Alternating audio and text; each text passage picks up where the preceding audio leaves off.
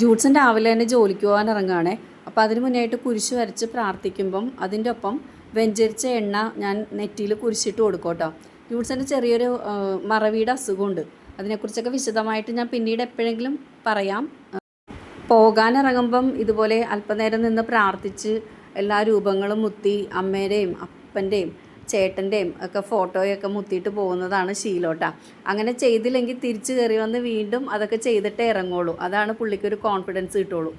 പോവാനായിട്ട് ഇറങ്ങണേണ്. അപ്പം ഞാൻ ജൂഡ്സൻ്റെ ടൂളിൻ്റെ കിറ്റും വെള്ളത്തിൻ്റെ കിറ്റുമൊക്കെയാണ് കയ്യിൽ പിടിച്ചിരിക്കുന്നത്. നല്ല ബാഗൊക്കെ ഉണ്ടെങ്കിലും ഉളിയൊക്കെ കൊണ്ട് അത് കീറിപ്പോകുമെന്നും പറഞ്ഞ് അത് കൊണ്ടുപോകില്ല കേട്ടോ. ആൾ കാർപ്പൻ്ററാണേ. അപ്പോൾ വൈകിട്ട് പള്ളി പോണതിന് മുന്നേ ആയിട്ട് കടയിൽ നിന്ന് വാങ്ങിക്കേണ്ട സാധനങ്ങളൊക്കെ എഴുതി ലിസ്റ്റിട്ട് വെച്ചിട്ട് പോയിക്കോ എന്ന് പറയണേ എന്നോട്. സാധാരണ ജൂഡ്സൺ ഇറങ്ങണ നേരം ആവുന്നതിന് മുന്നേ ഞാൻ ലിസ്റ്റിട്ട് സെൻഡ് ചെയ്ത് കൊടുക്കാറാണ് പതിവ്. അപ്പോൾ വരണ വഴിക്ക് തന്നെ അത് വാങ്ങിച്ചുകൊണ്ട് വരും. പിറ്റേ ദിവസത്തേക്കുള്ള സാധനങ്ങളാണേലും അന്ന് രാത്രിയിലത്തേക്ക് ആവശ്യമുള്ള സാധനങ്ങളാണേലും അങ്ങനെയാണ് ചെയ്യാറ്. ജൂഡ്സൺ അങ്ങനെ അവിടെ നിന്ന് ഇറങ്ങിയിട്ടാ. ഇനി ഞാൻ ദേ ഓടി വന്ന് കുറച്ച് നേരം ഈ വരാന്തയിലൊന്ന് നിൽക്കും. എന്തിനാണെന്നറിയോ? ഈ ക്വാർട്ടേഴ്സിൻ്റെ നേരെ തന്നെ ഒരു ഗേറ്റും കൂടിയുണ്ട് മെയിൻ റോഡിൽ. അപ്പോൾ അതിലേക്കൂടെ പാസ് ചെയ്യേണ്ടത് കാണാൻ വേണ്ടി. അത് മോള് പോയാലും ജൂഡ്സൺ പോയാലും നിൽക്കൂട്ടോ, ചുമ്മാ ഒരു രസത്തിന്. അതൊക്കെ കഴിഞ്ഞ് ഞാൻ ദേ നേരെ ടെറസിലോട്ട് പോവാണ് കേട്ടോ.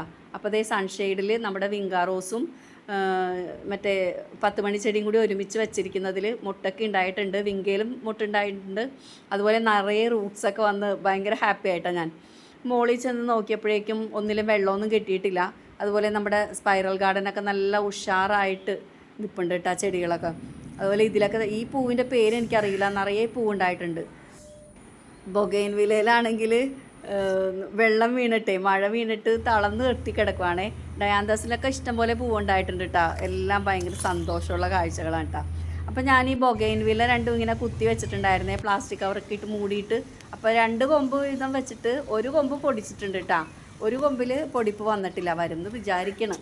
അതുപോലെ ഈ പിങ്ക് ഇത് വെച്ചില്ലേ ഫിലോഡെൻഡ്രോൺ, അതും പുതിയ കൂമ്പൊക്കെ വന്ന്. അപ്പോൾ അതെന്തായാലും പിടിച്ച് കിട്ടിയെന്നുള്ളത് ഉറപ്പായല്ലോ.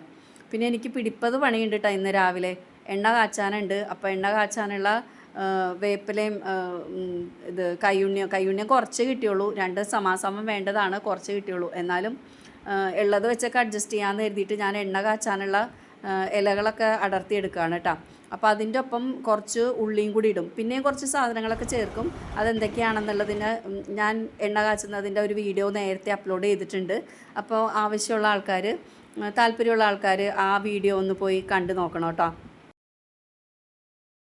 ഇനി ബ്രേക്ക്ഫാസ്റ്റ് കഴിക്കട്ടെ കേട്ടോ. ബൈ.